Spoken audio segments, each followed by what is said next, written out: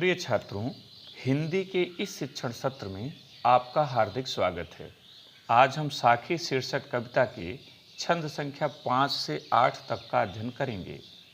जहाँ छंद संख्या 1 से 4 में गुरु की महिमा का वर्णन है, वहीं छंद संख्या 5 से 8 में सच्चे साधक के गुणों तथा जीवात्मा एवं परमात्मा के संबंधों पर प्रकाश डाला गया है। तो आइए छंद संख्या 5 देखें। चिंता तो हरि नाव की और न चिंता दास, जे कुछ चितवय राम बिन सोई काल के पास। चिंता चिंतन, नाव नाम, दास साधक सेवक, चितवय चिंतन करना, काल मृत्यु, पास बंधन या फंदा।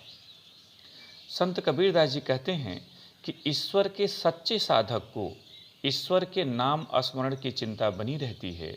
उन्हें किसी अन्य सांसारिक वस्तु की चिंता नहीं रहती। जो प्रभु राम के नाम के स्थान पर अन्य सांसारिक वस्तुओं का चिंतन करते हैं, वही मृत्यु के बंधन में बंधते हैं।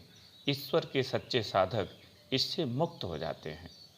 छठा, तू करता तू भया, मुझ में रही न हूँ, बारी फेरी बलि गई, जित देखो तित तू। कठिन शब्द देखें। हूँ माने अहंकार, बारी फेरी बलि गई, जन्म मरण के चक्र से मुक्त होना। अर्थ देखें। कवि जीवात्मा के शब्दों में कहता है कि हे प्रभु, आपके नाम का स्मरण करते करते मैं आप जैसी हो गई हूँ। मेरे भीतर का संपूर्ण अहंकार नष्ट हो गया है। अब मैं जन्म मरण के चक्र से मुक्त हो गई हूँ, इसलिए जिधर देखती हूँ उधर आप ही के स्वरूप के दर्शन होते हैं। सातवां, कबीर सूता क्या करे, काहे न देखे जाग, जाके संगते बीच छुड़या, ताही के संग लाग। कठिन शब्द। सूता माने सोता हुआ, बीच छुड़या अलग होना। अर्थ देखें।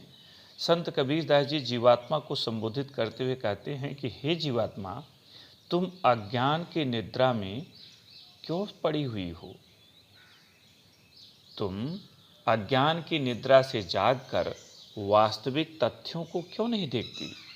अज्ञान के कारण जिस परमात्मा से तुम्हारा अलगाव हुआ है, तुम्हें प्रयत्न कर उसी की संगति प्राप्त कर लेनी चाहिए। आठवां, केशव कही कही कूकिए, ना सोइए असरार, रात दिवस के कूकड़े, कबहू लगे पुकार। केशव, केशव ईश्वर का नाम। कूकिए बोलिए, स्मरण कीजिए। असरार आलस्य करना, कूकड़े पुकारना। संत कबीरदास जी कहते हैं कि हे जीवात्मा, तुम्हें रात दिन प्रभु के नाम का स्मरण करना चाहिए, आलस्य में नहीं पड़ना चाहिए, क्योंकि रात दिन ईश्वर के नाम का स्मरण करते करते कभी न कभी तुम्हारी पुकार उन तक अवश्य पहुँचेगी और तुम्हें उनके दर्शन प्राप्त होंगे।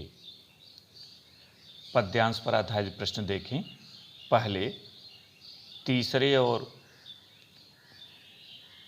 जो संकेत 3 है, इसमें छंद संख्या 5 और 6 के लिए देखें।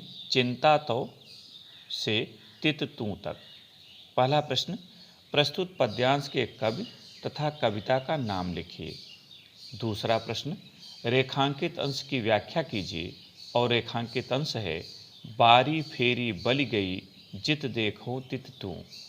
तीसरा प्रश्न, चिंता तो हरि नाव की पंक्ति का आशय स्पष्ट कीजिए।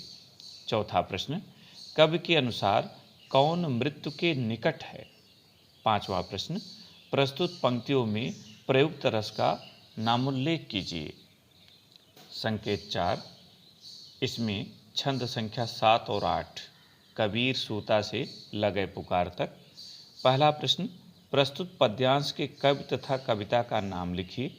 दूसरा प्रश्न, रेखांकित अंश की व्याख्या कीजिए। रेखांकित अंश है, कबीर सूता क्या करे, काहे न देखे जाग। तीसरा प्रश्न, कवि के अनुसार यहाँ कौन किससे बिछुड़ गया है। चौथा प्रश्न, कूकिए शब्द का अर्थ स्पष्ट कीजिए। और पांचवा प्रश्न, प्रस्तुत छंद की भाषा पर प्रकाश डालिए। प्रिय छात्रों, मुझे उम्मीद है कि व्याख्या खंड के आधार पर आप इन प्रश्नों का समुचित उत्तर लिखेंगे। बहुत बहुत धन्यवाद।